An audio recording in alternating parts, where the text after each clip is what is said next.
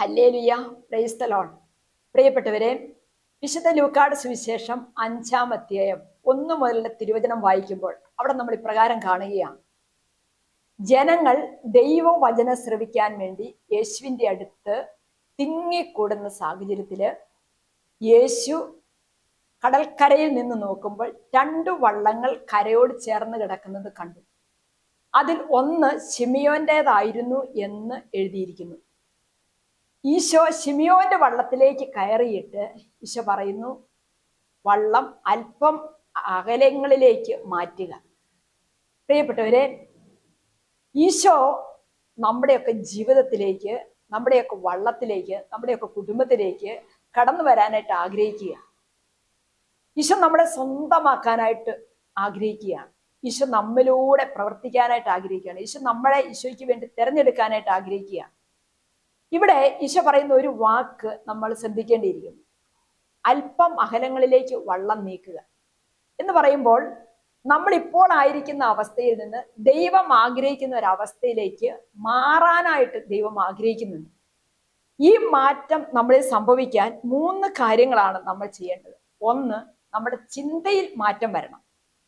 നിന്റെ ചിന്ത മാറിയാൽ നിന്റെ ജീവിതവും മാറും എന്നാണല്ലോ പറയുന്നത്. ജീവിതത്തിന്റെ ദിശ നിർണയിക്കുന്നത് എപ്പോഴും നമ്മുടെ ചിന്തകളാണ്. നാം എന്ത് ചിന്തിക്കുന്നു എന്നുള്ളത് വളരെ പ്രധാനപ്പെട്ട കാര്യം തന്നെ. രണ്ടാമതായിട്ട്, നമ്മൾ നല്ല തയ്യാറെടുപ്പുകൾ നടത്തുക. നമ്മളൊരു പുതുവർഷത്തിലേക്ക് പ്രവേശിച്ചിരിക്കുകയാണല്ലോ. നല്ല തയ്യാറെടുപ്പുകൾ എപ്പോഴും ജീവിതത്തെ അനുഗ്രഹത്തിൽ എത്തിക്കും.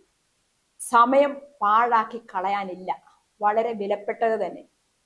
അതുകൊണ്ട് തന്നെ പ്രിയപ്പെട്ടവരെ, വചനം നമുക്ക് ശ്രവിക്കാം. യെശയ്യാ 28:23 ഇപ്രകാരം വായിക്കുന്നു: എൻ്റെ സ്വരത്തിന് ചെവി തരുവിൻ, ശ്രദ്ധാപൂർവം എൻ്റെ വാക്ക് കേൾക്കുവിൻ. വിതയ്ക്കാൻ ഊഴുന്നവൻ എപ്പോഴും ഉഴുതുകൊണ്ടിരിക്കുമോ? അവൻ എപ്പോഴും നിലമിളക്കി കട്ട പൊടിച്ചുകൊണ്ടിരിക്കുമോ എന്ന് പറയുമ്പോൾ, അതാത് സമയത്ത് ചെയ്യേണ്ടതുപോലെ ചെയ്യുമ്പോഴാണ് നമുക്ക് വിളവെടുപ്പുണ്ടാകുന്നത്, ഫലദായകമുണ്ടാകുന്നത്.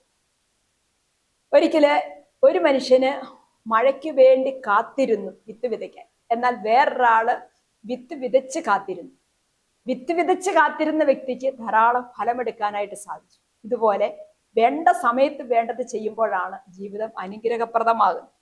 മൂന്നാമത്, ജീവിതത്തിൽ പങ്കുവയ്ക്കാനുള്ള ഒരു സന്മനസ്സുണ്ടാകും. നമ്മുടെ സമയം, നമ്മുടെ സമ്പത്ത്, നമ്മുടെ കഴിവുകൾ എല്ലാം പങ്കുവെച്ച് ജീവിതം ധന്യമാക്കാം. ഈ 3 കാര്യങ്ങൾ ശ്രദ്ധിച്ചാൽ നമുക്ക് ഏറെ അനുഗ്രഹം സ്വന്തമാക്കാം. Praise the Lord.